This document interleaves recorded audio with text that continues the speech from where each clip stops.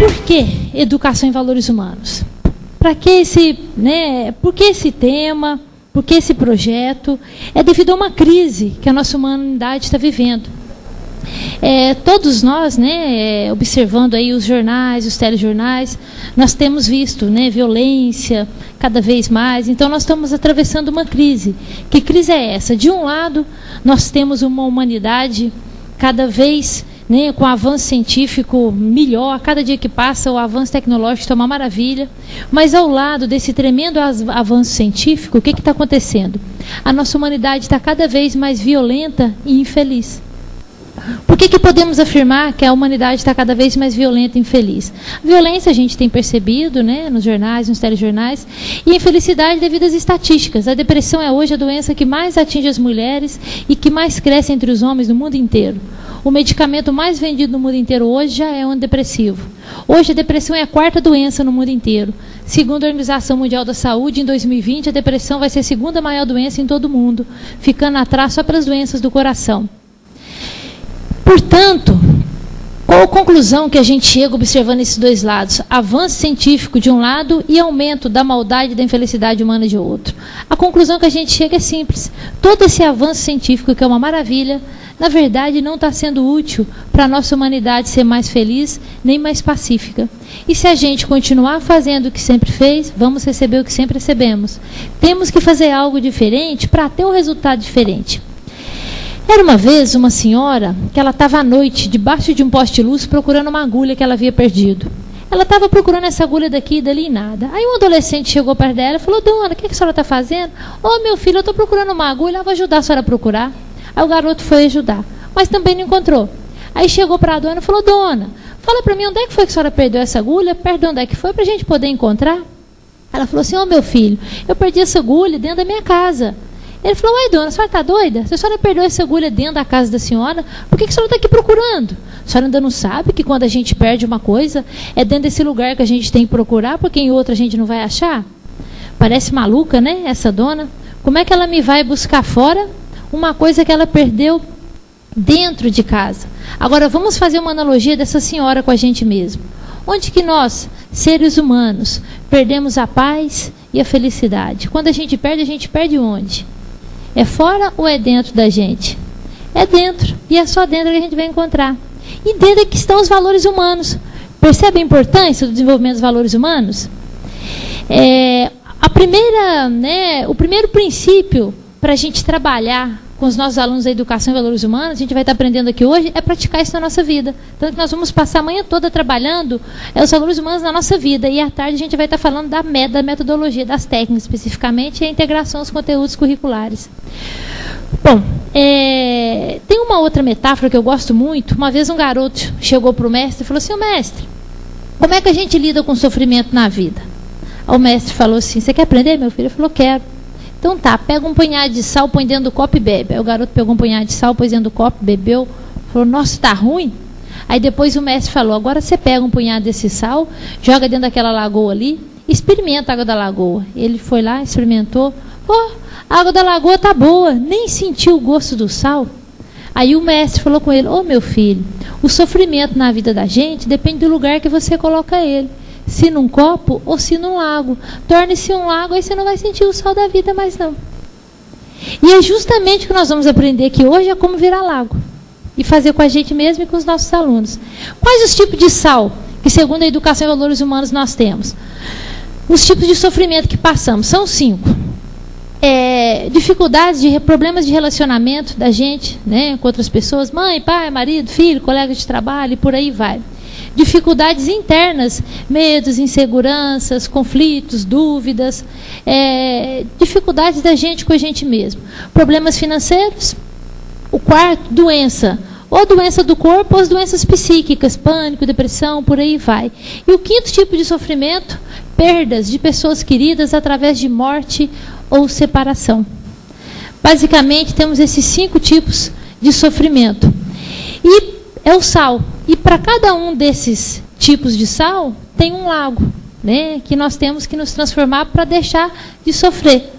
E hoje a gente vai estar falando muito disso. Como utilizar as dificuldades e os problemas da nossa vida como oportunidade para o desenvolvimento de valores, de virtudes. Bom, e se? Por que que essa humanidade está cada vez mais violenta e infeliz, apesar de toda a tecnologia? Segundo a Educação e Valores Humanos, o porquê disso é que as nossas virtudes diminuíram. E as virtudes, elas estão proporcionalmente, elas estão diretamente ligadas ao bem-estar interno. Por que geralmente uma criança é mais feliz do que adulto? Porque tem mais virtudes. Raiva de criança dura minutos, a nossa dura anos. Temos internamente piorado com o tempo. Com isso, a nossa felicidade piora também. Aumentou virtude, melhora o bem-estar interno. Aumentou defeito, piora o bem-estar interno. Lembra da historinha da agulha? É dentro, não é fora que está a paz e a felicidade. E se a gente não fizer nada? O que vai acontecer? Ah, Isabel, para que eu vou fazer alguma coisa? Tal? Vamos lá então. Nós, na verdade, temos que estar sempre fazendo algum empenho para a coisa melhorar devido à ação da lei da entropia. O que é essa lei da entropia? Eu sabendo ou não da existência dela, ela vai estar o quê? Manifestando na minha vida, ela vai estar influenciando a minha vida. O que a lei da entropia diz? A lei da entropia é uma lei da física que ela diz o seguinte: tudo aquilo que não fazemos um empenho para melhorar, piora naturalmente. Como é que é isso? Vou dar um exemplo dessa lei da entropia na pilha. Vocês sabem, se eu pegar uma pilha carregada e colocar ao lado da descarregada, o que acontece? A pilha carregada descarrega, só de ficar do lado. É a lei da entropia agindo na pilha. Relacionamento de amor, de amizade. Se a gente não fizer um empenho para melhorar com o tempo, ele piora. Nossa saúde, se a gente não faz um empenho para melhorar com o tempo, ela piora. Então, tudo aquilo que a gente não faz um empenho para melhorar, piora naturalmente. Então, o que a lei da entropia nos ensina? Para algo piorar, não é preciso empenho nenhum. Só de eu ficar parado, naturalmente, a lei da entropia encarrega de piorar as coisas. Portanto, é preciso um certo esforço para deixar as coisas como estão. E é preciso um esforço maior para chegar a algum lugar. Do mesmo jeito, se a gente não faz um empenho para desenvolver valores e virtudes, com o tempo a gente vai ficando com os defeitos cada vez maiores. Daí a importância do desenvolvimento desses valores. Porque essa lei da entropia, por quê? Que a raiva de uma criança dura minutos e a nossa dura anos. Porque com o esforço que a gente tem feito para desenvolver valores e virtudes, está insuficiente. A lei da entropia está tomando o controle e a gente está piorando, e com isso o nosso bem-estar também fica comprometido. O que tem a ver valores humanos com transcendência? O que é transcender? Transcender é uma necessidade da nossa alma. Da mesma forma que o nosso corpo tem necessidade de dormir, de alimentar, a nossa alma tem uma necessidade que a gente chama necessidade de transcender. Transcender é uma necessidade da alma de entrar em contato com o sagrado, com o superior na nossa vida. Quando nós não estamos vivenciando esse sagrado de forma satisfatória, todos nós, em algum momento da nossa vida, geralmente mais de um, vamos viver momentos onde a nossa transcendência não vai estar legal. Tá? Nós vamos começar... Quais são os sintomas da falta de transcendência? Como é que a gente fica? Podemos ficar nervosos, impacientes, intolerantes, ou tristes, melancólicos, depressivos. Começamos a achar a vida chata, sem graça, boba, sem sentido. Podemos comparar a falta de transcendência à bebida. Perante a bebida, cada pessoa tem uma reação. Tem gente que bebe e fica alegre, tem gente que bebe e fica nervoso, bravo, tem gente que bebe, dá sono, dorme, tem gente que bebe e fica animado. Então, tem gente que bebe e chora. Cada pessoa, perante a bebida, tem uma reação diferente. Cada ser humano também vivencia essa falta de transcendência de forma diferente. Alguns estão vivenciando a falta de transcendência, ficando nervosos, impacientes, tolerantes. Outros tristes, deprimidos. Outros começam a achar a vida boba, sem graça. E como é que a gente melhora isso? Para melhorar a transcendência, nós temos que o quê? Melhorando a porcentagem de valores, de virtudes, melhoramos a transcendência, automaticamente melhoramos a nossa paz interior.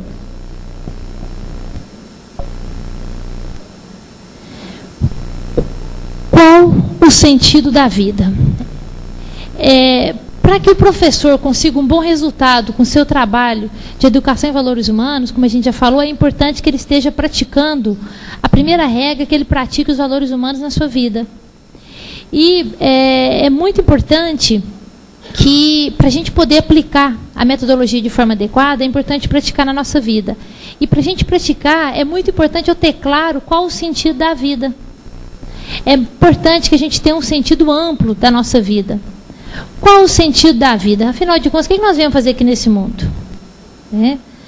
Qual o sentido da vida? Se seu filho viesse, chegasse até você e perguntasse: ô pai, ô mãe, qual o sentido da vida?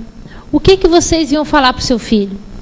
Como é que ele ia estar lidando com a vida dele? Da forma que a gente vai estar lidando com a nossa.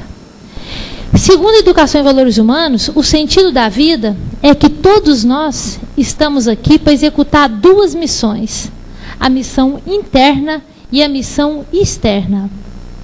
Vamos imaginar um caiaque. Para o caiaque ir para frente, eu tenho que remar dos dois lados. Se eu vou remar só de um lado, o que acontece com o caiaque? Roda. Isso aqui também, essa metáfora é interessante para a gente observar tudo na nossa vida. Relacionamento de amor, de amizade. Um remo é um homem, o outro lado é a mulher. Se só um rema, roda. Os dois têm que remar. Tá? Às vezes um está remando, o outro não rema, não vai. Aí você vai sozinho que rema também, o barco vai. Então, ou seja, pais e filhos, né? Um rema de cá, mas o outro tem que remar de lá. Né?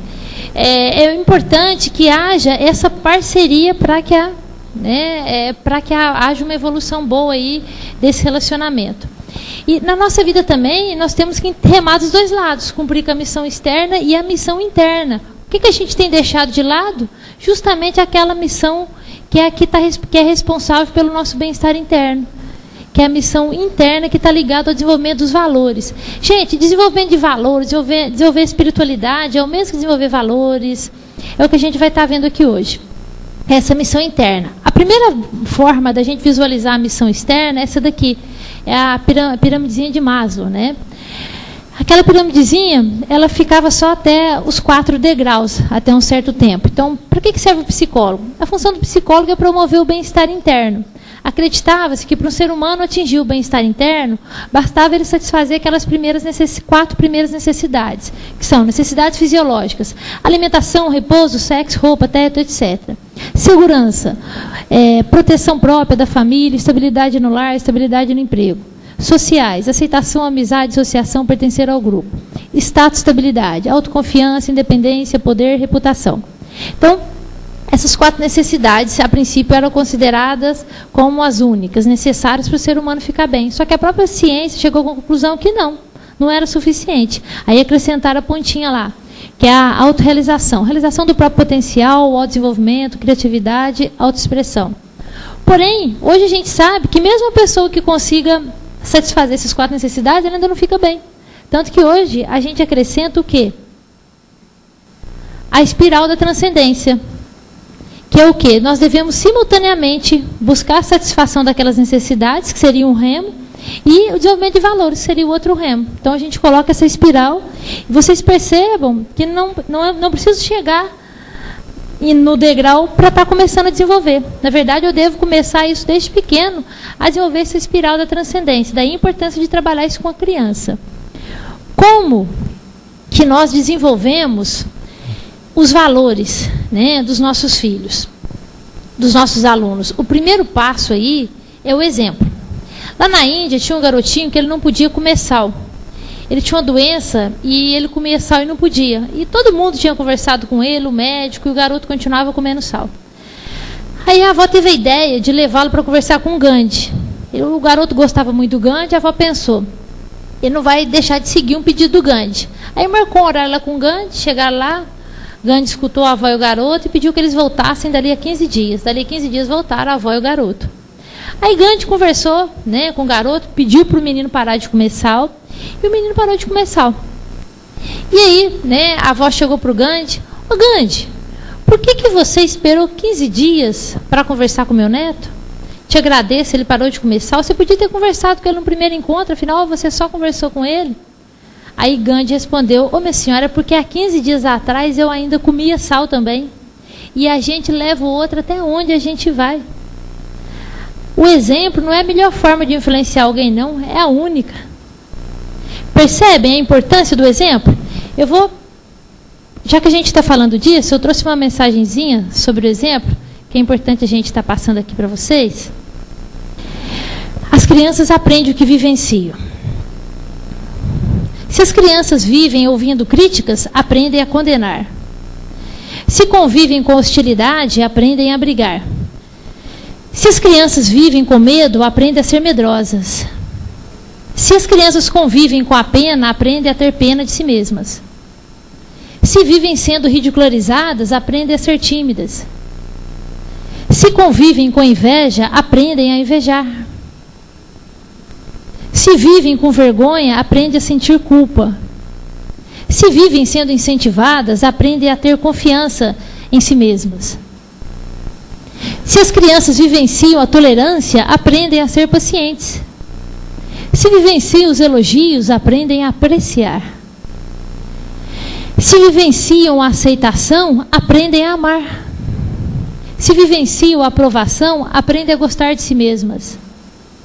Se vivenciam o reconhecimento, aprendem que é bom ter um objetivo. Se as crianças vivem partilhando, aprendem o que é generosidade. Se convivem com a sinceridade, com a verdade, aprendem a veracidade. Se convivem com a equidade, aprendem o que é justiça. Se convivem com a bondade e a consideração, aprendem o que é respeito. Se as crianças vivem com segurança, aprendem a ter confiança em si mesmas e naqueles que a cercam. Se as crianças convivem com a afabilidade e a amizade, aprendem que o mundo é um bom lugar para se viver. Vocês já devem se perguntando assim, uma vez, eu também já me fiz essa pergunta, tanto que eu cheguei à Educação em Valores Humanos. Todos nós vemos pais e mães que são excelentes exemplos e os filhos não saem prestando, vamos falar assim. Por quê? Todos nós, a nossa família, gente, mas fulano tem um pai e uma mãe tão bom e sai, às vezes da nossa família, às vezes um irmão é muito bom, o outro dá um trabalho, é uma peste. Como é que pode ter saído da mesma barriga? Por quê? Aí você pode falar assim, eu discordo. Meu pai e minha mãe é uma pessoa muito legal, são pessoas boas, mas eu tenho irmão que é uma peste. Como é que só exemplo? Deixa eu explicar, eu também já me fiz essa pergunta. O exemplo é fundamental para você trabalhar, para você influenciar o outro no desenvolvimento de valores. Só que só o exemplo não é suficiente. Por isso que nós temos direto aí, vemos isso acontecendo no mundo, os próprios, os grandes exemplos aí. Cristo foi um grande exemplo. Quem de nós consegue seguir direitinho? Então, só o exemplo não é suficiente. Mas o que eu quero deixar claro, isso é muito importante. Só o exemplo não é suficiente para você trabalhar valores em uma criança. Mas sem ele também não tem jeito. Tá?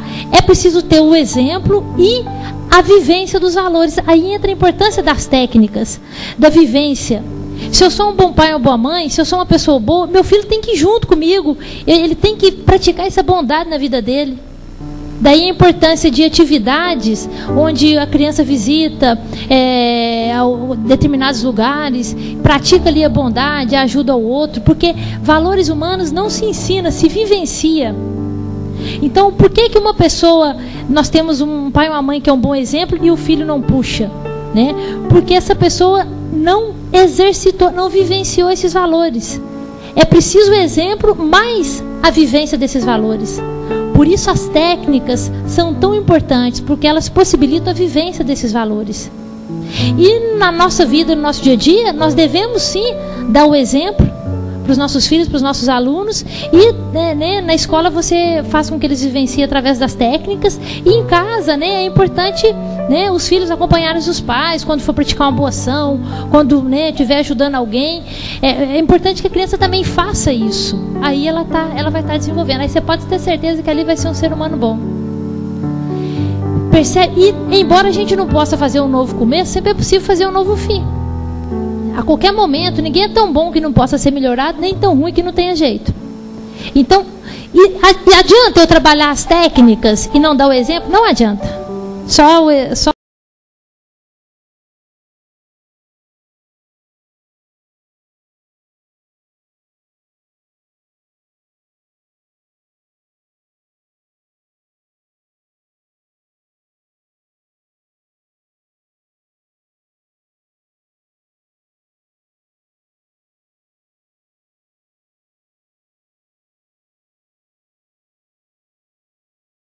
perceber a vivência, né? Mais uma vez, o sentido da vida, uma outra forma de vivenciar o sentido da vida. Gente, vamos então à segunda maneira de encarar o sentido da vida. Essa segunda forma, nível material, dinheiro. É importante? Dá para viver sem dinheiro? Não, não dá. Todos nós precisamos do dinheiro. O dinheiro sozinho traz felicidade? Não, todos nós sabemos disso. O dinheiro lhe traz uma felicidade momentânea. Segundo a Educação e Valores Humanos, você compra uma coisa e fica satisfeito na hora. Passa um tempo, você olha para aquilo, já não te dá aquela satisfação igual no dia que você comprou. Né? Nós mulheres, nós temos isso muito com roupa, né? Você vê aquele sapato, aquela roupa, acha lindo. Vai lá, nossa, depois de um tempo você olha, já não dá aquela coisa igual no dia que você comprou. Bom, mas o dinheiro é necessário, ele facilita a vida, ele traz conforto, mas ele sozinho não traz felicidade. Segundo, nível de conhecimento. O conhecimento intelectual, ele é importante? Sim. Ele traz felicidade? Ele também traz uma felicidade momentânea. Hoje a gente está na era da informação. Informação é fundamental. A informação facilita a vida, traz felicidade. Quando você aprende algo dentro da área que você gosta, aquilo te dá uma felicidade. Agora, quando você escuta algo que você já sabia, isso já não tem graça. Você quer novidade. Bom, mas o conhecimento ele é necessário, ele é importante. Agora, quantos de nós, né, conhecemos pessoas que têm um alto nível intelectual, a pessoa é uma verdadeira biblioteca ambulante, mas não está bem, não está feliz? Quantos intelectuais tiveram ou têm vidas infelizes? Quantas pessoas ricas tiveram ou têm vidas infelizes? Por quê? Hoje é muito comum que a gente chama de crise de sentido da vida. É quando a pessoa para e pensa, nossa, do ponto de vista material eu tenho o necessário, do ponto de vista intelectual eu tenho conhecimento. Bom, mas não estou feliz? Tem gente que tem menos do que eu e está mais feliz. Como é que pode? O que me falta? O que me falta é o 3, que é o que a gente chama de nível de ser ou porcentagem de valores de virtudes. Qual o erro que estamos cometendo? Estamos trocando as bolas. O 1 e o 2 são importantes, mas o 3 é essencial, é vital, é mais do que importante. Lembra a lei da entropia? Se a gente parar de trabalhar, você vai deixar de ganhar seu dinheiro. Se parar de aprender coisas novas, o cérebro vai atrofiando. E se você parar de exercitar valores, virtudes na sua vida, o que acontece? A gente piora como ser humano e o nosso bem-estar também vai junto. E nós estamos gastando muito tempo em busca do 1 e do 2, do saber e do ter, e estamos deixando o ser de lado. O certo é a gente levar a nossa vida, lembra, do caiaque, remando dos dois lados, onde um remo é a busca do conhecimento e da matéria que precisamos para a nossa sobrevivência, e o outro remo é o desenvolvimento dos valores, das virtudes. Como desenvolver virtudes na nossa vida? Temos essa oportunidade o tempo inteiro na nossa vida. Lembra aquela história da sogra? Era uma vez uma senhora, uma garota, né, uma nora, que ela não gostava da sogra. E ela foi no sábio e pediu que o sábio desse um jeito para ela ficar livre da sogra. Aí o sábio deu um saco de veneno para ela e falou, minha filha, você vai colocar esse veneno todo dia na comida da sua sogra. Daqui uns 6 meses a mulher morre, você vai ficar livre dela. Mas para você ficar livre da cadeia também, você vai colocar o veneninho todo dia na comida dela e vai tratar ela como se fosse uma mãe muito amada. Aí daqui a 6 meses você fica livre da sogra e da cadeia. Porque ninguém vai imaginar que uma pessoa que tratava ela tão bem foi capaz de matá-la. Ok, aí a garota, né, a nora foi para casa e todo dia colocava o veneninho na comida da sogra e começou a tratar a mulher bem. Repare que a vontade dela é que a mulher morresse, mas ela agiu contrário à emoção, à vontade dela. Ela começou a tratar a mulher bem. Passados uns 4 meses, ela chega lá no sábio, sábio, falou, o que foi?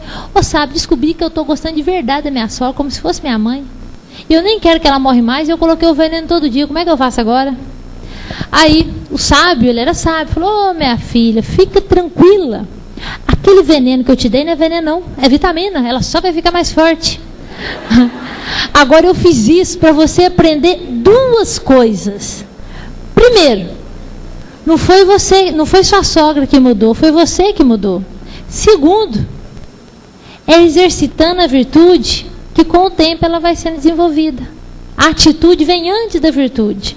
Quando eu pedi para você tratar a sua sogra como se fosse uma mãe muito amada, foi o modo que eu arranjei de você exercitar a virtude do amor, só depois de um tempo que ela se desenvolveu. Percebe? Então, William James, ele foi um grande psicólogo. Perguntaram para ele: William James, qual a grande descoberta para o desenvolvimento humano do século XX? Ele falou: olha, a grande descoberta foi o seguinte: até pouco tempo a gente pensava que para uma pessoa agir, ela tinha que sentir. Hoje nós sabemos, basta a pessoa começar a agir que depois ela começa a sentir. Então esse negócio, a hora que eu tiver paciência, vou tratar meu filho com paciência, não vai chegar nunca. Mesmo com vontade de bater, de gritar, de xingar, haja como se você fosse paciente. Que dali a pouco você começa a ter essa paciência dentro de você realmente. Uma vez uma mãe chegou perto de mim e falou assim: oi, Isabel, a diretora da escola fala que meu filho é uma gracinha, educada, tal, e lá em casa ele é uma peste. Por quê? Interessante que foi, a menininha estava inclusive do lado da mãe, a mãe perguntando isso para mim. A menininha de 7 anos, ela olhou para a mãe assim e falou: uai, mãe, lá na escola ninguém me bate, ninguém me xinga. Eu quase entrei dentro do buraco. A própria menina respondeu. Eu falei: tá vendo, né? Filho, aprende o que vê a gente fazendo. Alguém liga pra gente, fala que eu não tô. Eu tô ensinando meu filho a mentir. Tá? Eu passo por um problema na vida e entrego os pontos, eu estou ensinando meu filho a entregar os pontos. Vamos refletir aqui, é muito importante o que a gente vai estar fazendo aqui, qual a forma que você lida com o sofrimento na vida. A gente já viu os tipos de sofrimento. Era uma vez uma garota, ela chegou perto da mãe, a mãe era uma cozinheira, muito sábia. Falou: mãe, a vida tem tanto problema, mãe, como é que a gente faz? Aí a mãe pegou 3 panelas, colocou ovo. Gente, eu vou pedir silêncio. E colocou 3 panelas com ovo, com cenoura e pó de café. E deixou 20 minutos fervendo. Aí, a mãe, depois pediu que a filha experimentasse o ovo, a cenoura e o pó de café, após esses 20 minutos de fervura. Aí a filha falou: mãe, o ovo endureceu, a cenoura amoleceu, e o café, mãe, transformou a água. Aí a mãe falou: pois é, minha filha, o sofrimento na vida da gente é que nem essa água quente aí, ó. Fere e faz a gente sofrer. Porém, a nossa reação pode ser como a da cenoura, que é quando a gente passa por um sofrimento e nos fragilizamos, entregamos pontos, né? Ou nós temos a reação do ovo, que a pessoa fica dura, a pessoa fica brava, nervosa, intolerante, agressiva. Fica uma peste. É a reação do ovo. Ou a reação do pó de café. Quanto mais quente a água, melhor o café. A reação do pó de café, o café ele transforma, quanto mais quente, melhor. O que é a reação do pó de café? É quando utilizamos as dificuldades para desenvolver alguma virtude interna. Nenhum de nós está 100% preparado para nada, para enfrentar as adversidades que a vida nos coloca. Porém, é passando por elas que a gente se prepara. Então, você até pode passar por reações de ovo e de cenoura, o que a gente não pode é ficar. Ok? Nós temos que buscar sempre virar pó de café. Ok? E na educação e valores humanos, a palavra crise, você tira o S, vira CRI. A palavra crise, em japonês, significa oportunidade. A gente parte do princípio na educação e valores humanos, isso que é praticar valores humanos na vida, tá? Para eu conseguir ter um resultado bom na escola. Eu ter esse entendimento profundo da vida.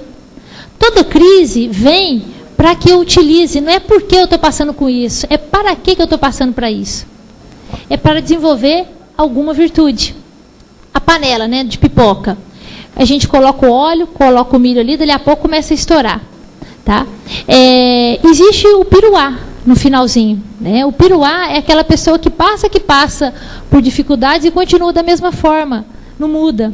Já a pipoca, a pessoa passa por aqueles 5 tipos de sofrimento e ela se transforma, ela vira pó de café, ela se transforma num ser humano melhor através do desenvolvimento de alguma virtude. Então, é para isso que nós devemos, né? É muito importante a gente ter, claro, esse sentido aí na nossa vida. Utilizar as dificuldades para o nosso crescimento interno. Todos nós temos um piruá na vida. Pode ser um pai, uma mãe, um marido, um filho, uma doença, alguma... Né? E esse piruá ajuda a gente a virar pipoca. O que a gente não pode é a gente ser um piruá. E se o piruá da gente o dia vira pipoca, vem um outro piruá. Mas ele é para você virar pipoca. Ok? Vamos lá. Para uns, a jornada é curta e agradável. Para outros, a jornada é acidentada. Em alguns momentos, dá vontade de desistir. Ao contrário do que você pensa, é nesses momentos que algo muito maior está acontecendo. Estamos aqui para aprender, não para sofrer. Abandone o passado, desbloqueie sua paralisia afetiva. À medida que ganhamos experiência, um pouco mais nos é revelado. Abra-se. Ninguém é igual a ninguém. E ninguém é perfeito. A vida vai dando coisas com que você consegue lidar, conforme você vai aprendendo a lidar com elas. É assim que a vida funciona. Avançamos no caminho espiritual através dos relacionamentos. Deepak Chopra escreveu: seja qual for o relacionamento que você atraiu para dentro de sua vida, numa determinada época, ele foi aquilo de que você precisava naquele momento. Repare, nada é por acaso. Nós nos colocamos em uma espécie de trilha que sempre esteve aí, o tempo todo à sua espera. Você elegeu seu destino. A vida que você tem que viver é essa mesma. Você não consegue mudar o que não consegue encarar. Por isso, onde quer que você se encontre, é exatamente onde você precisa estar neste momento. Quando você estiver pronto para fazer uma coisa nova, de maneira nova, você fará. Há sempre alguém à espera da pessoa na qual você está se transformando.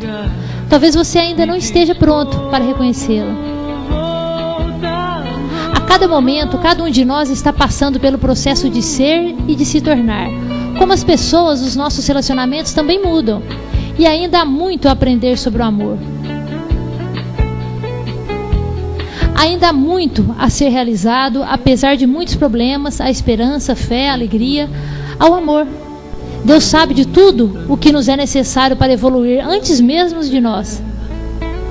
Obrigado, Deus, por me amar o suficiente, permitir que me aconteça somente aquilo com que eu consigo lidar quando acontece. Obrigado por quem eu me tornarei através de tudo que me acontece.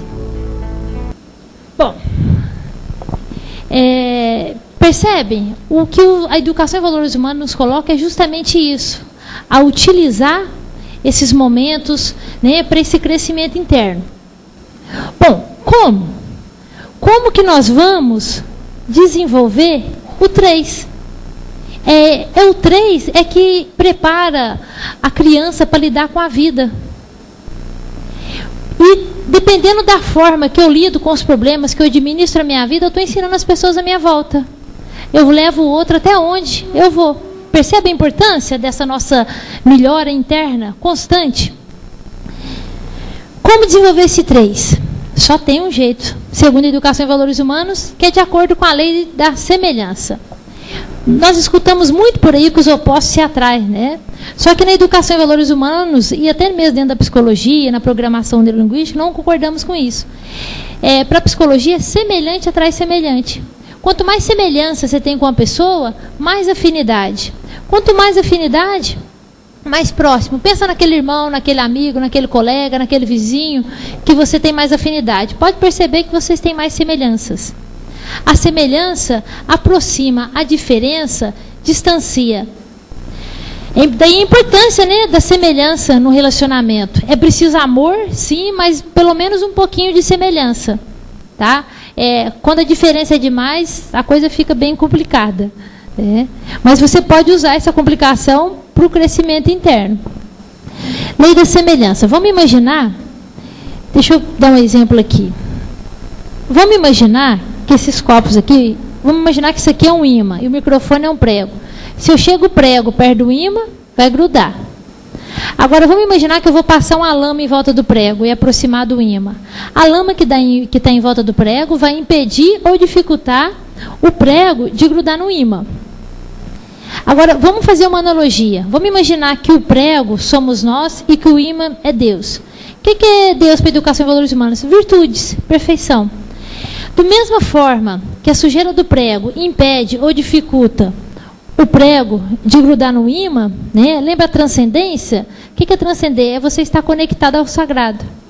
O que impede a conexão são os nossos defeitos. Do mesmo jeito que a sujeira do prego impede ou dificulta o prego de grudar no ímã, são os nossos defeitos psicológicos que nos fazem diferente do sagrado, portanto distante. E quais são esses defeitos? É o que a gente vai estar começando a ver agora. São os conhecidos, né, 7 pecados capitais, que na educação e valores humanos, na psicologia, a gente chama de defeitos psicológicos. Uma vez um índio... gente, tem um ponto aqui muito importante. Às vezes pensamos que o certo é acabar, é brigar com os nossos defeitos para a gente melhorar. Mas não. O que a gente tem que estar fazendo é estar desenvolvendo o quê? As virtudes. Para acabar com a escuridão, você não briga com ela, você acende a luz. Uma vez um índio chegou perto de uma pessoa e falou assim: eu tenho 2 lobos dentro de mim que estão sempre brigando. Um é orgulhoso, nervoso, bravo. O outro é manso, humilde, amoroso. Às vezes é difícil conviver com esses 2 lobos dentro de mim. Ambos tentam dominar o meu espírito. Aí perguntaram para o índio: e aí, índio, qual é que vai ganhar a briga? Aí o índio respondeu: aquele que eu alimentar mais, aquele que eu der mais comida. Esse alimentar em palavra, pensamento e ação. Eu estou alimentando. Então vamos lá. O primeiro, tem lá Tales de Mileto, foi perguntado para ele lá, famosas 9 respostas, de Tales de Mileto. Aí perguntaram para ele qual a tarefa mais difícil, ele pegou e falou: conhecer a si mesmo. E tem até uma parte que ele fala das virtudes, é uma pergunta que faz para ele. Eu não lembro qual é a pergunta, eu sei que a resposta é a virtude, porque sem ela, o homem fica ruim. Vamos ver então, vamos começar aí, vamos agora trabalhar um pouquinho com o nosso autoconhecimento. Vamos começar pelo orgulho. É importante que eu reconheça os meus defeitos. Para que eu vou ser eu mesma se eu posso ser alguém melhor? Se eu acho que eu estou bom, eu não vou melhorar. Orgulho. Quando nós somos elogiados, admirados, reconhecidos, o que acontece com a gente? A gente incha, acha bom. Quando alguém critica a gente, seja em casa ou no trabalho, como é que reagimos? Ficamos com raiva, ou triste, ou as duas coisas. E aí, vamos dar um exemplo aqui, então, de uma pessoa humilde. O objetivo aqui não é ninguém virar santo. Nós vamos mirar no sol para acertar nas estrelas. Cristo, quando era elogiado, admirado, reconhecido, qual que era a reação dele? Ele inchava igual a gente incha? Não, ficava indiferente. Quando ele era criticado, ficava com raiva ou triste igual nós ficamos? Também não, ficava indiferente. Por que ele conseguia reagir assim, a gente não? Porque ele não tinha orgulho. Todos nós temos orgulho. Por isso que a gente diz o seguinte: a ofensa que recebemos é do tamanho do nosso orgulho. Quanto maior a ofensa, maior o nosso orgulho. Quando alguém fala um negócio com a gente fica com muita raiva, muito triste, é porque o nosso orgulho está bem grande. Uma vez um garoto chegou para um sábio e falou: sábio, eu quero parar de sofrer com crítica, como é que eu faço? Aí o sábio falou: você tem que ser homem humilde. Como é que eu faço para ser homem humilde? Aí o sábio falou: vai lá no cemitério e critica os mortos. Ele foi lá, criticou os mortos, voltou lá no sábio: e aí, o que os mortos fizeram agora? Fizeram nada não. Aí o mestre mandou ele voltar lá no cemitério e falou: agora vai lá e elogia para você ver uma coisa. Ele voltou lá no cemitério, elogiou os mortos. Voltou lá no sábio: e aí, o que eles fizeram agora? Vai, sábio, fizeram nada não. Aí o mestre falou com ele, o sábio: meu filho, se você quer se tornar um homem humilde, você precisa aprender a reagir ao elogio e à crítica da mesma forma que os mortos do cemitério reagiram ao teu elogio e à tua crítica. Perante o elogio e a crítica, nada acontece. Mas mantenha a capacidade de perceber a verdade que há na crítica, mas sem ficar sofrendo com isso. Tem crítica que o outro faz da gente que é tudo verdade. Tem crítica que só uma parte que é verdade. Tem crítica que não tem nada a ver. O nosso orgulho não gosta de nenhuma delas. Ou verdadeiro, ou falsa. O orgulho não gosta de nenhuma. E a nossa tendência, o orgulho faz a gente inchar perante o elogio e ficar com raiva ou triste perante a crítica. Quanto mais a gente desenvolve a humildade, menos você incha com o elogio e menos a crítica te machuca, e você ainda percebe a verdade que tem ali, busca mudar, mas sem sofrer com aquilo. Para a gente começar, nós podemos dizer o seguinte: sempre que alguém te criticar e você ficar com raiva ou triste, você pode até, se você não concorda, você pode falar com a pessoa, mas é importante que você, com você mesmo, você fale: gente, fulano falou isso comigo, eu fiquei muito aborrecido. É porque cutucou meu orgulho. Se eu tivesse a humildade, nem com raiva eu ia ficar. Só de eu tomar essa consciência, meu sofrimento já vai diminuindo. E tem hora que você lembra disso depois. Tá? Aí já ajuda também, mesmo que seja depois. Com o tempo você vai lembrar na hora. A pessoa te critica ali, aí você lembra, opa, o orgulho e tal, cuidado. E ali você já vai conseguindo, né, lidar com aquela crítica de forma adequada, sem sofrer, e ainda utiliza ela para melhorar. De esterco para criar virtudes. Quem não vive a cata de aplausos jamais se ofende. A pessoa verdadeiramente humilde, ela não fica fazendo coisas para receber elogio, admiração, reconhecimento, portanto, quando é criticada, ela não fica ofendida. Tudo isso aqui vai estar à disposição, viu, gente, no site. Filhotinhos do orgulho. Medo de falar em público. Medo de falar em público é filhotinho do orgulho. Na verdade, não existe medo de falar em público. Existe a preocupação com o que o outro vai pensar ou achar de mim. Se eu não estou buscando elogio nem correndo da crítica, eu vou lá e falo. Agora, se eu tenho medo de falar em público, eu puxo a minha orelha. Ô, gente, olha eu aí, com medo de falar em público. Ô, isso é orgulho. Se eu tivesse a humildade... deixa eu dar uma dica para vocês. O cérebro, né, nós não aprendemos por conselho, aprendemos por experiência. Depois vocês vão entender na outra parte, que eu vou explicar hoje de manhã, sobre o funcionamento da mente. Uma forma da gente começar a ter um comportamento diferente é a gente imaginar. A gente não dá conta de ter um comportamento que a gente não se imagina tendo. Então, se você quer ser humilde, faz a seguinte pergunta, gente: como é que seria eu sendo humilde? Como é que seria eu reagindo ao elogio e à crítica com indiferença? Vai repetir nessa imagem, porque o cérebro aprende por repetição. A repetição fixa a imagem. Se você está passando por um problema, faz a seguinte pergunta para você: como é que seria eu reagindo bem, lidando bem com essa situação? Como é que seria eu tendo superado essa situação? Qual virtude que uma pessoa tem que ter para lidar bem com essa situação que eu estou passando? Tem que ter paciência. Como é que seria eu tendo paciência? Aí, na hora que você vai fazendo essas perguntas, você começa a fazer as imagens. E a imagem consegue. Tá? Você imprime ali aquele comportamento. Tanto, por que o conselho não funciona? Porque a gente não transforma as palavras em imagens. Se a gente fosse dando o conselho em forma de perguntas, de modo que a pessoa fosse fazendo as imagens, aí sim a coisa ajuda. O filho vem gritar com a gente, tá. Eu fico imaginando, como é que seria você falando com educação comigo? Eu fico imaginando, como é que seria você tratando eu da forma que você trata, né, os pais de seus colegas. Aí na hora o menino faz a imagem. Entende?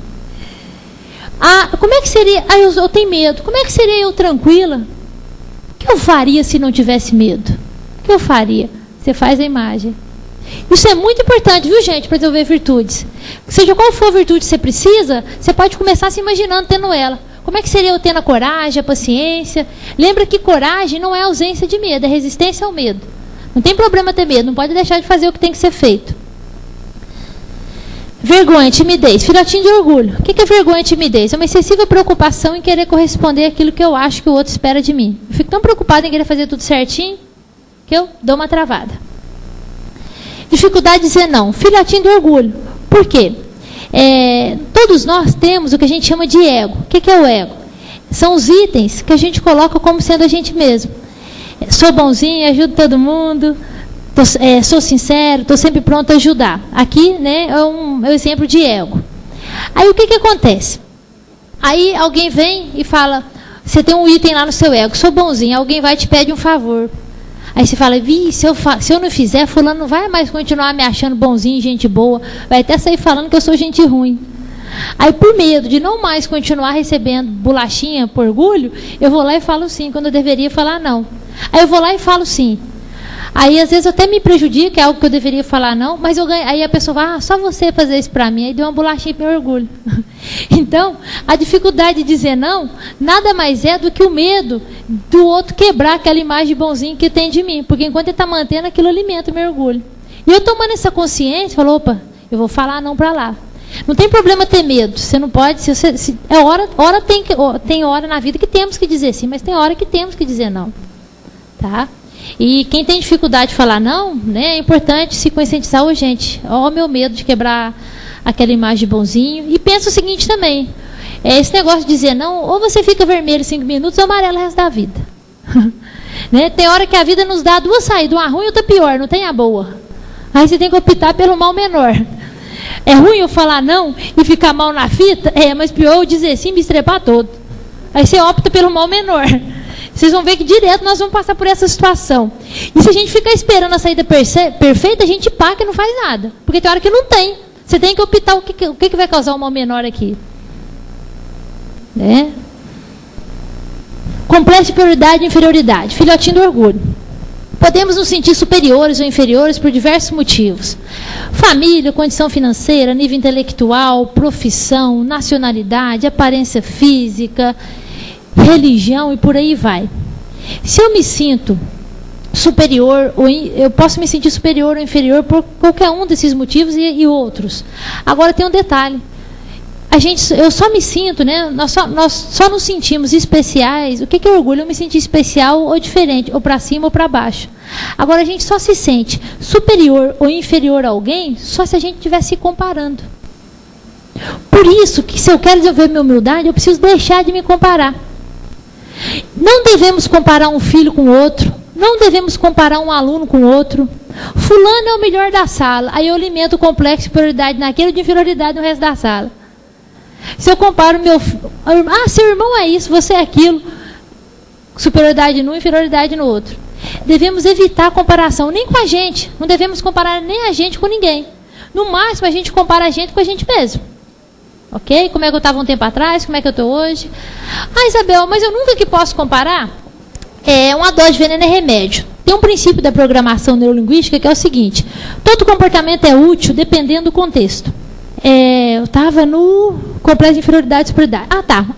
Todo comportamento é útil dependendo do contexto. Vamos dizer que você está com a perna quebrada lá no hospital. Aí passa uma pessoa que amputou a perna. Aí na hora você compara, ainda bem que eu quebrei só. Naquele momento a gente está se sentindo superior ao outro, mais sortudo. Tá? Mas nesse contexto é útil para você acertar aquela dor que você está tendo, a perna quebrada. Do mesmo jeito que amputou a perna, pode ver uma pessoa que veio a falecer e falar, nossa, pelo menos eu estou vivo. Também se sentiu superior àquele que veio a falecer. Então, todo comportamento... Há contextos que a comparação é útil, mas é um ou outro. Né? Não deixe de alimentar orgulho, mas tem hora que todo comportamento é útil, dependendo do contexto. Útil não quer dizer que é correto, mas em alguns momentos você tem que optar pelo que é útil. Então, aí entra a flexibilidade da nossa vida. Mas, na maior parte do tempo, nós devemos evitar a comparação, porque senão alimentamos orgulho. A autopiedade é ficar com dó da gente. De um lado, a gente coloca a imagem da gente bonzinho, e do outro lado, a gente lembra tudo quanto é coisa ruim que aconteceu na nossa vida. Detalhe, essa imagem de bonzinho, nós colocamos como? Todos nós somos melhor onde? Em casa ou fora de casa? Fora. Né? Raramente é o contrário. Tem gente que é bom em casa e ruim fora. A maioria de nós somos melhores com os de fora e ruim com os de dentro. Tem uma mensagem que eu gosto muito.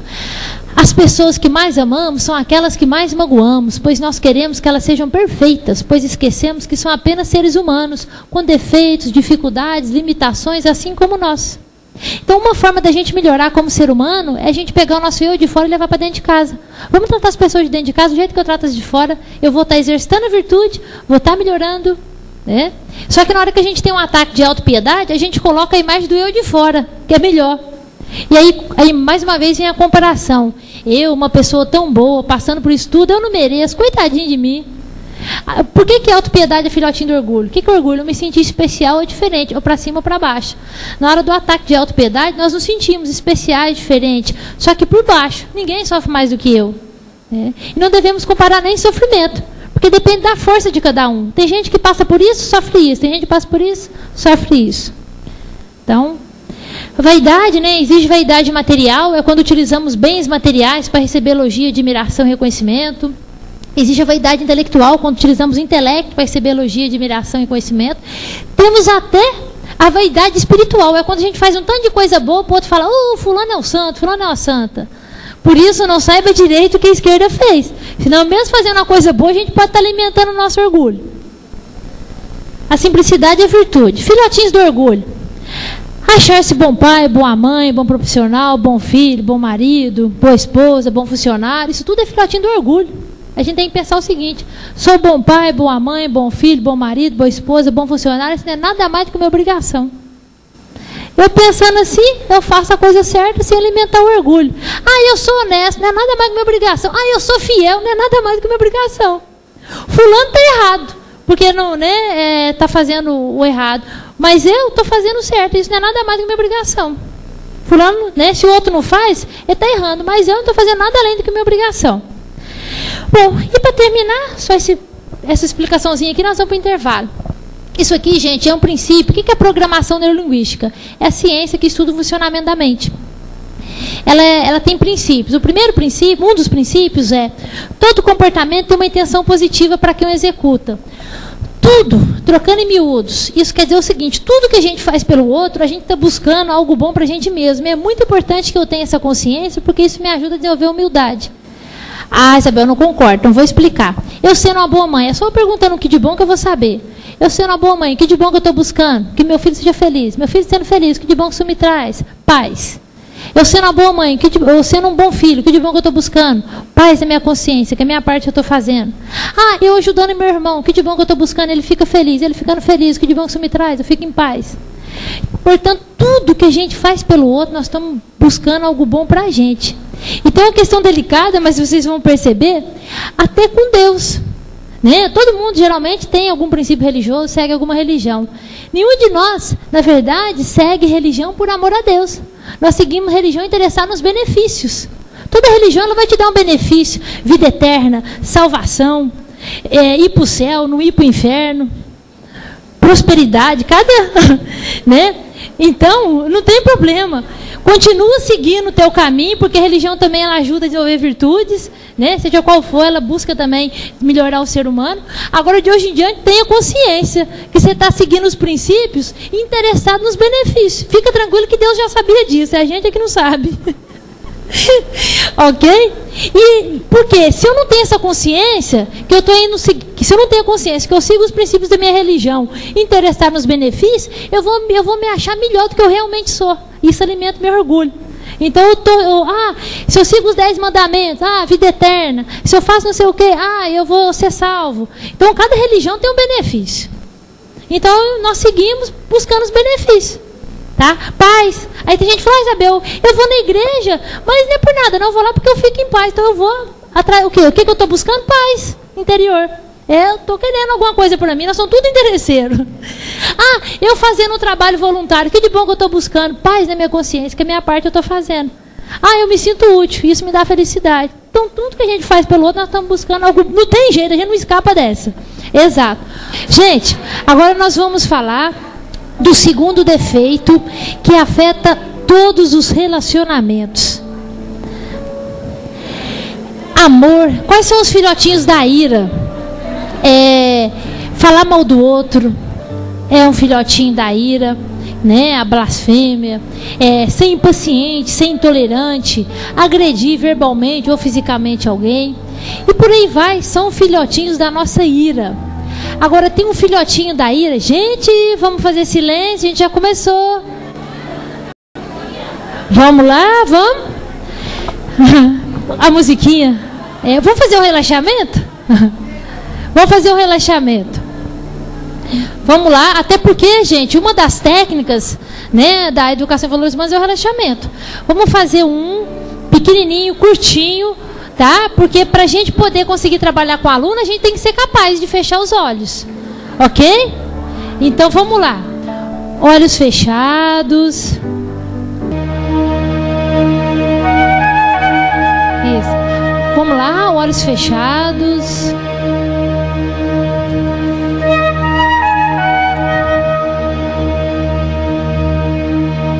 Vamos lá, gente, olhos fechados. Se é a consciência que cria a realidade material, é a nossa consciência que vai criar essa continuidade. E mais que isso, é a nossa consciência que vai dar a qualidade e os valores que nós vamos viver.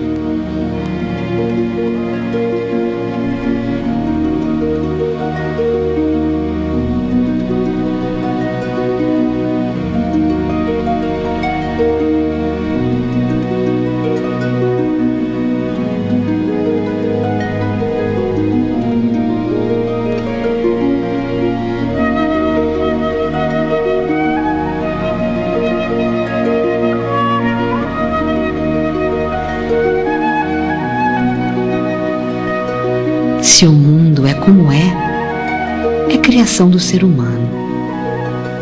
É criação da nossa consciência, da nossa inteligência, dos nossos sentimentos, das nossas ideias, das nossas ações.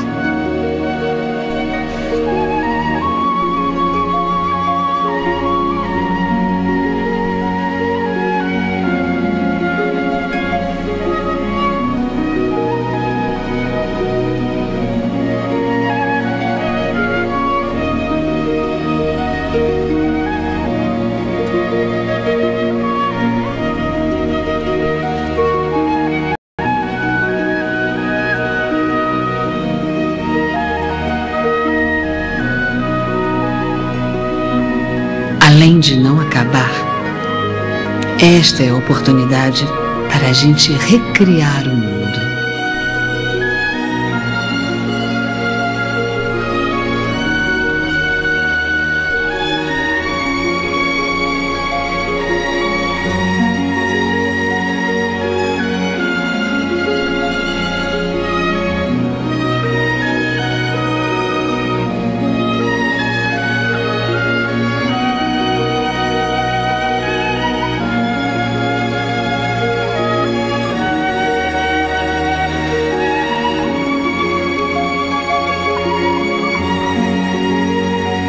Recriar o mundo de forma mais criativa, mais pacífica, mais harmônica e muito mais feliz.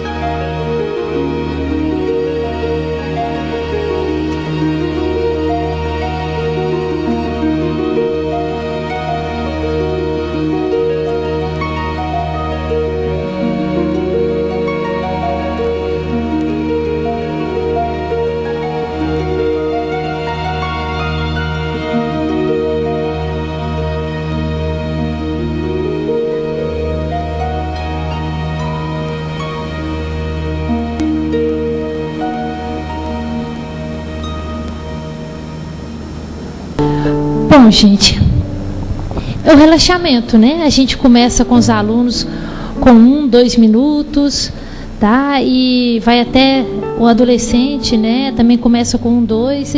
À tarde a gente vai estar explicando.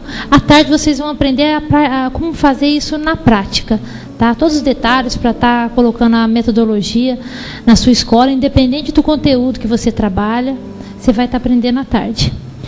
E o relaxamento, a gente sempre começa, né, uma aula de valores humanos com relaxamento. E o relaxamento ele pode ser feito antes de qualquer aula, de qualquer conteúdo. Né, a aula, os meninos melhoram a concentração, dão uma acalmada. Tá? E pode simplesmente ficar em silêncio, prestando atenção à respiração, ou pode ser uma meditação conduzida. À tarde a gente vai estar falando disso. Bom, vamos lá. Ira. Quais são os filhotinhos, né? A gente falou há pouco alguns deles. E tem um filhotinho que é o amor exageradamente condicional. Isso, a gente pratica esse amor em todos os nossos relacionamentos, com mãe, com pai, marido, filho, colegas de trabalho. Como é que é isso? É aquele amor que a gente coloca condições para o outro. Coisas do tipo, tem que lembrar do meu aniversário. Se eu estiver doente, vai cuidar de mim. Se eu estiver triste, vai perceber, vai vir conversar comigo. Se eu estiver com muito trabalho, vai me dar uma força. Aí cada condição vai virar uma expectativa. E eu vou ficar esperando que fulano vai lembrar do meu aniversário. Se eu estiver doente, vai cuidar de mim. Se eu estiver triste, vai perceber, vai vir conversar comigo. E por aí vai. Aí fulano não faz nada disso. Não lembra do meu aniversário. Tô doente, não cuida de mim. Tô triste, não percebe, muito menos vem conversar comigo. Tô com muito trabalho, não me ajuda. Aí como é que nós ficamos? Decepcionados. E a decepção gera na gente raiva ou tristeza. Tem gente que tem reação do ovo na decepção, né? Fica com raiva. E tem gente que tem reação da cenoura, fica triste. Tem gente que tem os dois, mistura as duas coisas. Na educação em valores humanos, como é que a gente trabalha isso? A gente diz o seguinte, não é o outro que me decepcionou. Igual lembra o orgulho? Não é o outro que me aborrece quando me critica. É o orgulho que eu tenho dentro de mim que faz eu ficar aborrecida com o outro. Tanto que o certo é eu chegar para o outro e falar, o orgulho que eu tenho dentro de mim fez com que aquilo que você me falou me machucasse. Não é o outro que me machuca, é o orgulho que eu tenho dentro de mim. Se eu desenvolvo humildade, eu vou perceber o que tem de verdade ali, se tiver, mas não vou sofrer. E se não tiver, também não vou sofrer. Nem vou ficar nem com raiva, nem triste quando criticado. Aqui também, não é o outro que nos decepciona. Nós que nos decepcionamos por esperar alguma coisa do outro. Quem mandou a gente esperar alguma coisa do outro?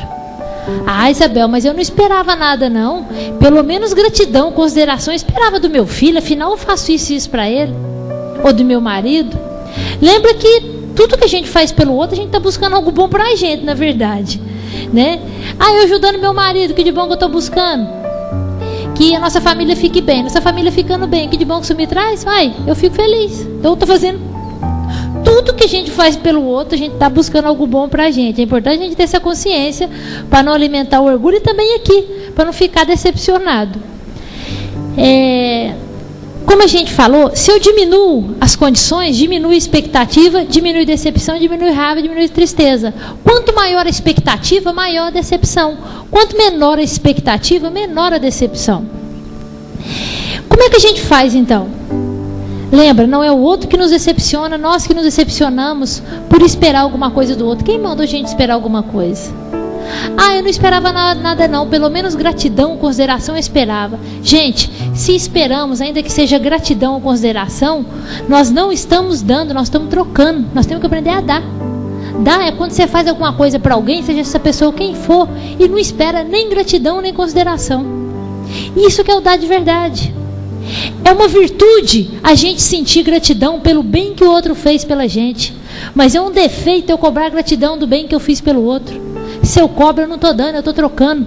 Portanto, se você está nesse momento decepcionado, puxa a sua orelha e fala: quem mandou esperar gratidão, consideração de fulano, de ciclano?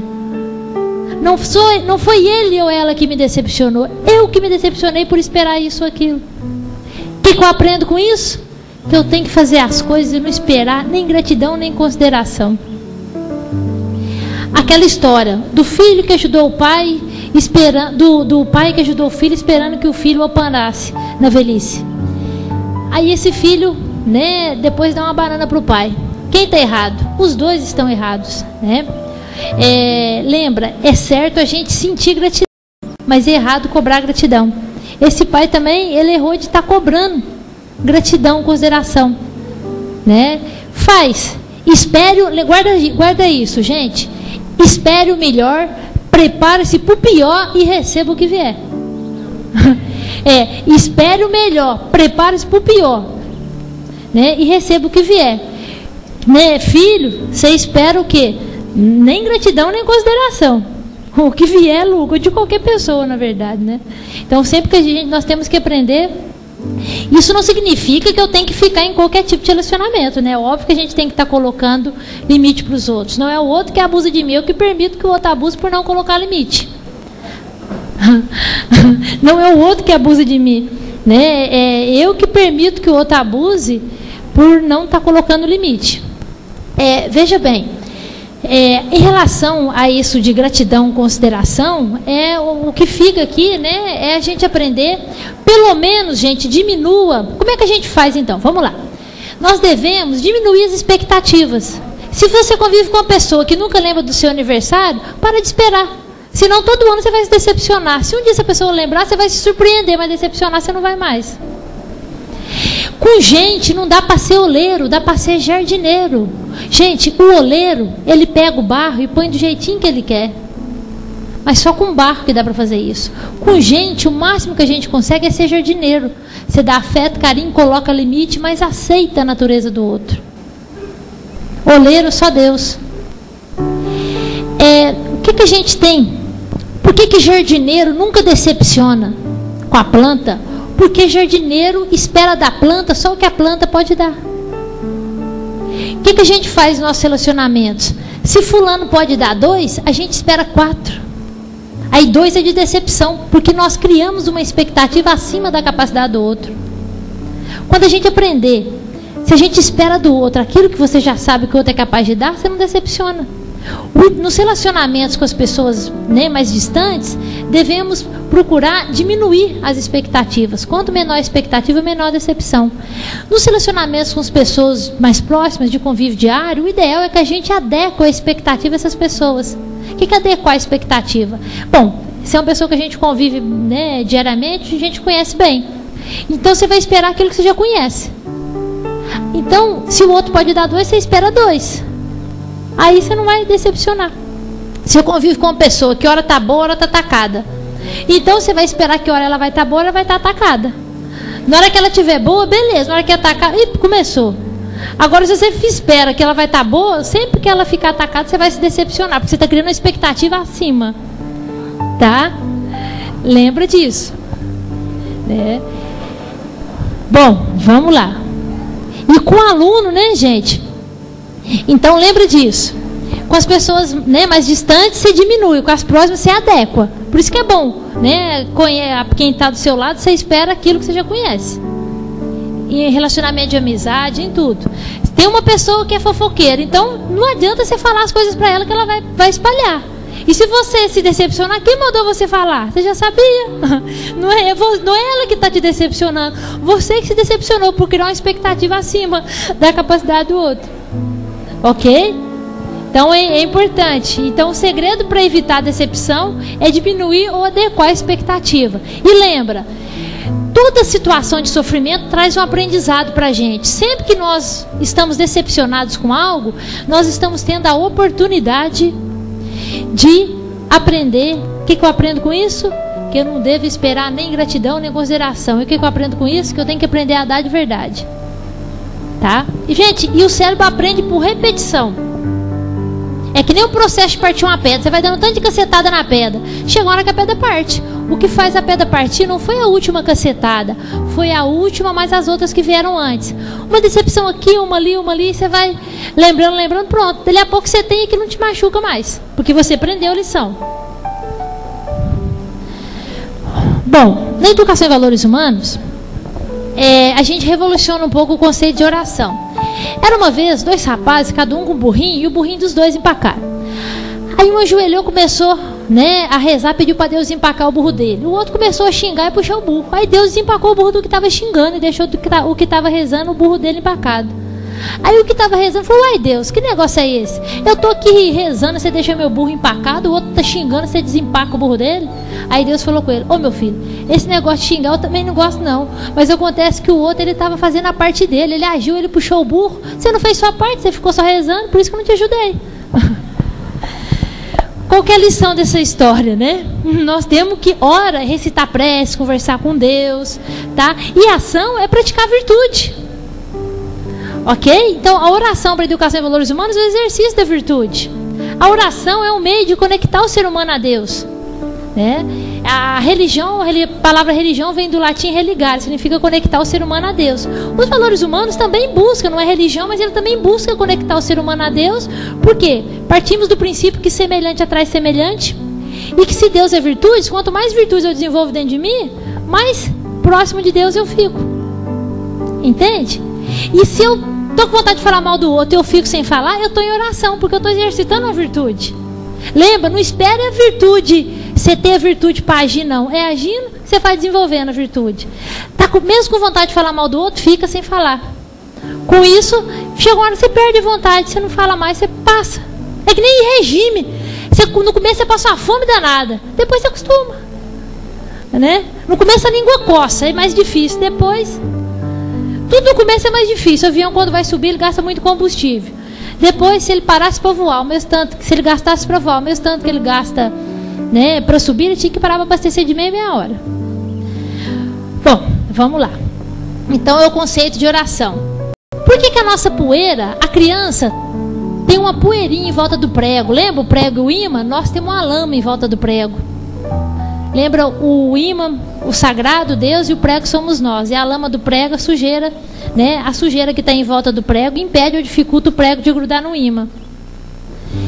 Se o ímã é Deus e o prego somos nós, a criança tem uma poeirinha em volta do prego, nós temos uma lama. Por que a lama nossa, por que a poeira nossa virou lama, já que a gente já foi criança? Devido à ação da lei da entropia. O empenho que a gente tem feito para desenvolver virtudes tem insuficiente. Por isso que a nossa poeira vira lama. Qual Qual o sentido da vida? É a terceira maneira de encarar o sentido da vida, né? De visualizar essa daqui. Estamos aqui para executar duas missões, a missão interna e a missão externa.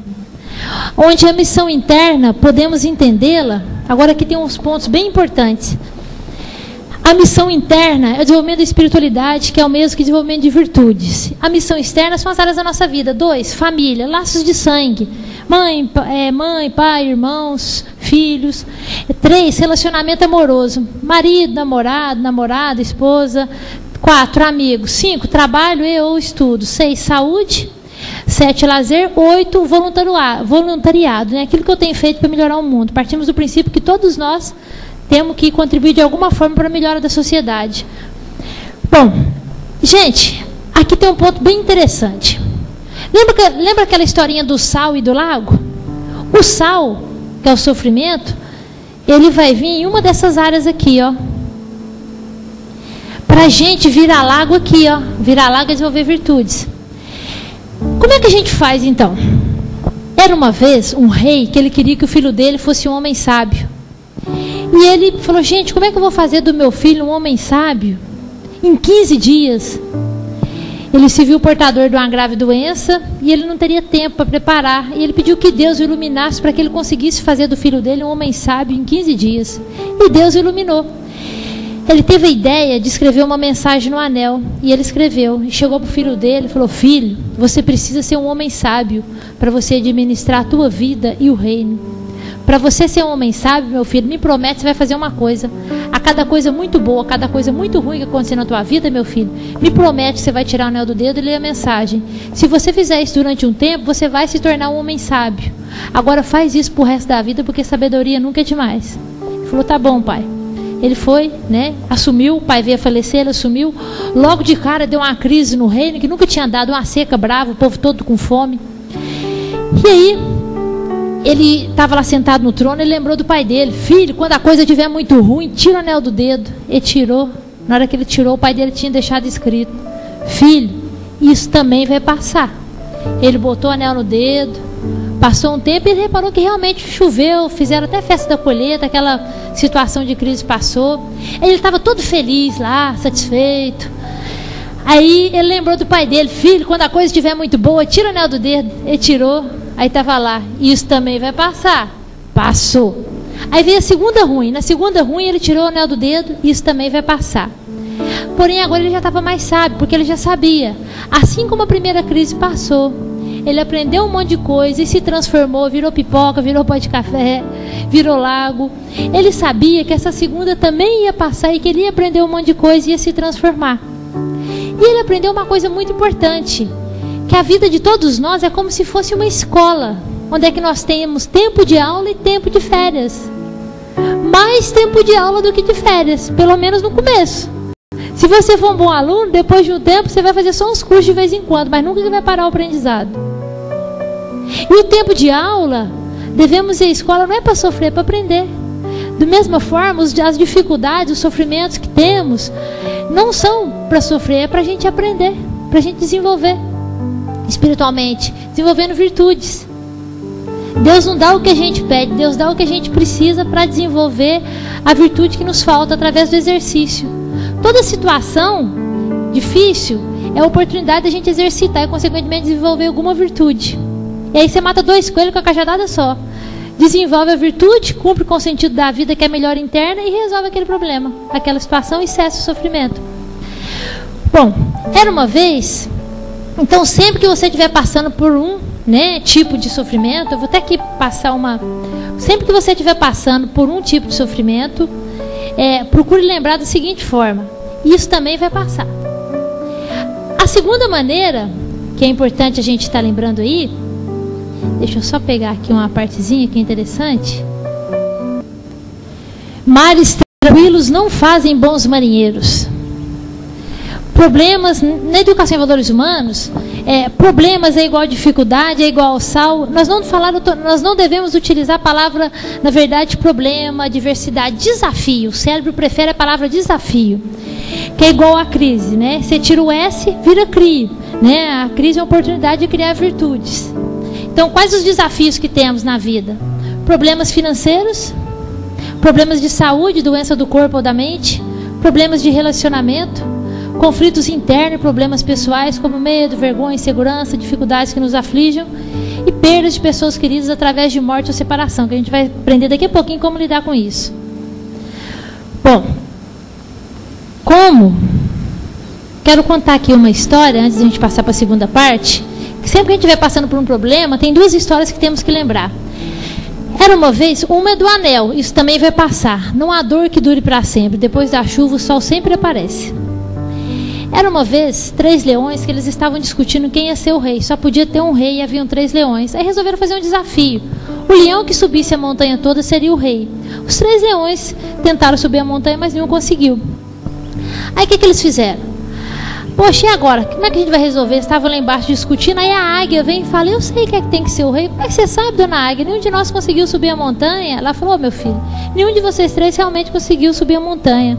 Mas eu estava lá no alto e eu escutei o que cada leão falou. Pelo que cada leão falou, eu sei que é que tem que ser o rei. Então fala, dona águia, quem é que tem que ser o rei? O que cada leão falou? Ela falou, o primeiro leão, quando estava quase chegando lá em cima, falou, montanha, você me venceu, desceu. O segundo leão, quando estava quase chegando lá em cima, falou, montanha, você me venceu, desceu. O terceiro leão, quando estava quase chegando lá em cima, falou, montanha, você me venceu, mas apenas por enquanto, porque montanha não cresce. Eu sou um leão, minha força aumenta a cada dia, ainda consigo superar você. E desceu. Aí todo mundo falou, realmente esse tem que ser o rei, porque ele sabe a maneira correta de encarar uma dificuldade. Então essa é a postura interna que nós temos que encarar os desafios da nossa vida. Os 5 tipos de sal. Tá? Ou seja, montanha, você me venceu, mas apenas por enquanto, porque a montanha não cresce. Eu sou um leão, minha força aumenta a cada dia, ainda consigo superar você. E ele foi escolhido como rei. E ele foi exercitando virtude, virando lago, virando pó de café, virando pipoca. E chegou o dia que ele conseguiu subir a montanha toda. Depois dessa, todas as outras ficaram fáceis. Não porque eram menores, mas porque ele estava mais forte. Ok? Agora, vamos lá. Bom, lembrando aí, né, das nossas virtudes, e vamos passar. A educação atual, né, ela tem focado muito o conhecimento científico, né? Para a educação em valores humanos, o objetivo da escola, né, deve ser o quê? Formar pessoas, homens inteligentes, mas com coração bom, capazes de utilizar o conhecimento de forma boa. Lembra lá naquela parte, o nível do ter e do saber? O dinheiro e o conhecimento não é bom nem ruim. O uso que você vai fazer dele que vai ser bom ou ruim. Você pode utilizar o conhecimento e o dinheiro de 2 formas. Aqui, essa parte aqui é interessante. Nós podemos, tanto o dinheiro quanto o conhecimento, podem ser utilizados para encontrar a cura de uma doença, para inventar um alimento para acabar com a fome no mundo. Ou o conhecimento e o dinheiro podem ser usados para inventar uma arma biológica e matar um tanto de gente, para roubar dinheiro pela internet. O que vai fazer um ser humano utilizar o dinheiro e o conhecimento para o bem de si próprio e dos outros, da humanidade, vão ser os valores, o 3. Portanto, da informação. Geralmente, o que a gente tem feito com a educação? A educação, ela tem sido o quê? Um trampolim para o dinheiro. Temos buscado a informação, estudar para ganhar mais dinheiro. E, na verdade, devemos fazer as 2 coisas. Devemos buscar a informação e o dinheiro e, simultaneamente, desenvolver os valores. A missão interna e a missão externa. É que nem uma pombinha. Se você corta uma asa da pombinha, a pombinha roda. Para a pombinha ir para frente, ela tem que estar com as 2 asas. Se eu fico só buscando 1 e o 2, ou só o 3, eu rodo. Tem que ser os 3. Né? Missão interna, missão externa. Aí a pombinha vai embora. Portanto, a ideia aí do projeto, né, a gente está aqui para isso, é justamente desenvolver o 3 para que o dinheiro e o conhecimento sejam utilizados de forma adequada para a humanidade, de forma boa. Nossa família, escola, sociedades, autoridades políticas, né, é preciso conscientizar. A gente vê falando sobre a educação, que é o que, né, os países em desenvolvimento. É importante, realmente a educação é importante, mas tem que se utilizar a educação verdadeira. que é aquela que enche a cabeça com informação e o coração com valores. Ok? Muitos países utilizam a educação e ela promove realmente o desenvolvimento, né, vamos dizer, financeiro naquela sociedade, mas isso não significa um desenvolvimento interno. Precisamos caminhar com as duas coisas. Tá? Isso aqui, daí a importância desse conceito amplo do que seja educação. A escola deve ser um local de avanço para a humanidade. Para a escola ser um local de avanço, ela não pode apenas informar, ela tem que transformar o ser humano. Daí a ideia de pensar a educação não apenas como absorção de informação. Por incrível que pareça, muitas pessoas, muitos pais, até mesmo autoridades políticas, muitas vezes têm o conceito de que educação é sinônimo de informação.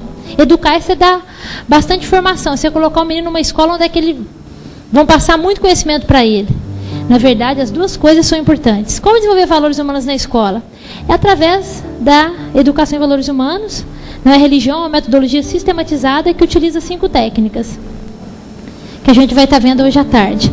Valores humanos não se ensina, não se vivencia. Lembra, o exemplo e a vivência, e a necessidade das técnicas.